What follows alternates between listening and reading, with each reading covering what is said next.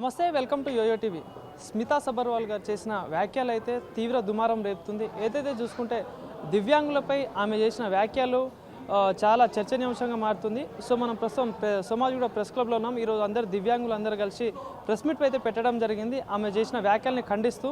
So మరి మాట్లాడుతూ ఇదే అంశం మీద మనతో పాటు మాట్లాడడానికి ఓయూ జేఏసీ దివ్యాంగుల నాయకులు ఆంజనేయులు గారు ఉన్నారు. మాట్లాడదాం. మరి అన్న, ఏదైతే చూసుకుంటే మీరు కూడా చూశారు ట్విట్టర్లో నిన్న ఏదైతే స్మితా సబర్వాల్ గారు చేసిన వ్యాఖ్యలు, ఏదైతే దివ్యాంగులకు సంబంధించిన రిజర్వేషన్ను రద్దు చేయాలన్నట్టు చేయడం జరిగింది. సో ఎట్లా స్పందిస్తారు దీనికి? మేము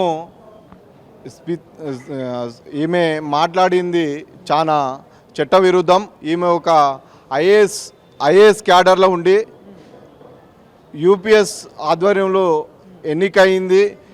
మరి ఒక వికలాంగుడి గిట చాలా అవరోధాలు ఎదుర్కొని పట్టుదలతో ఐఏఎస్ సాధిస్తాడు. కానీ ఈమె రిజర్వేషన్లు తీసేయాలని అంటుంది. ఈమెకు ఆ నైతిక హక్కు ఎవరిచ్చిర్రు? నువ్వు ఓన్లీ ఒక 1000 మందిలా ఒక ఐఏఎస్ ఆఫీసర్ మాత్రమే. కానీ నువ్వు చట్టాలు చేసి నువ్వు చేసే నాయకురాలు కాదు, ఒక రాజకీయ నాయకురాలు లెక్క మాట్లాడుతున్నావు. ఇది చాలా తీవ్రంగా ఖండిస్తున్నాం. మీరు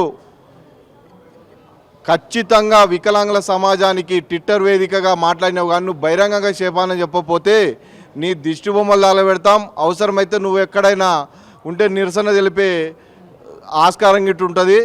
జాగ్రత్త.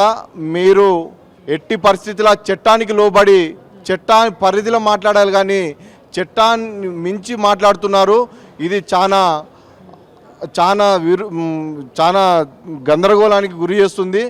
మేము ఈ వేదికగా డిమాండ్ చేసేది ఏంటంటే, ఇక్కడ చాలామంది మేము అనుకున్నది అంటే 24 గంటలు టైం ఇవ్వడం జరిగినది.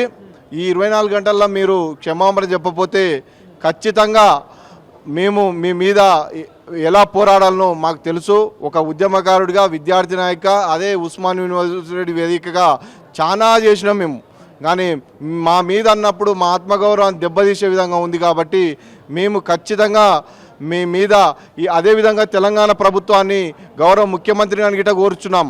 ముఖ్యమంత్రి గారు మీరు రాజకీయాలలోకి వచ్చినప్పుడు చెప్పిర్రు, జయపాల్ రెడ్డి లాంటి వ్యక్తిని మీరు ఆదర్శంగా తీసుకొని రాజకీయాలలోకి వచ్చిరని చెప్పిర్రు.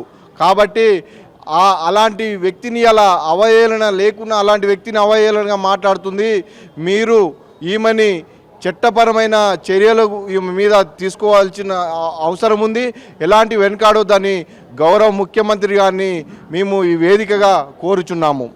అధికారంలో అంటే గవర్నమెంట్లో ఉండే అధికారి అయి ఉండి దివ్యాంగుల మీద ఇట్లాంటి కామెంట్స్ చేయడానికి ఎట్లా చూస్తారు? ఎందుకంటే అటు గవర్నమెంట్ కూడా ఇప్పటిదాకా దాని మీద స్పందించలేదు. సో ఒకవేళ మరి ఎట్లాంటి డిమాండ్స్ ఉన్నాయి, ఎట్లాంటి చర్యలు తీసుకోవాలని కోరుకుంటున్నారు?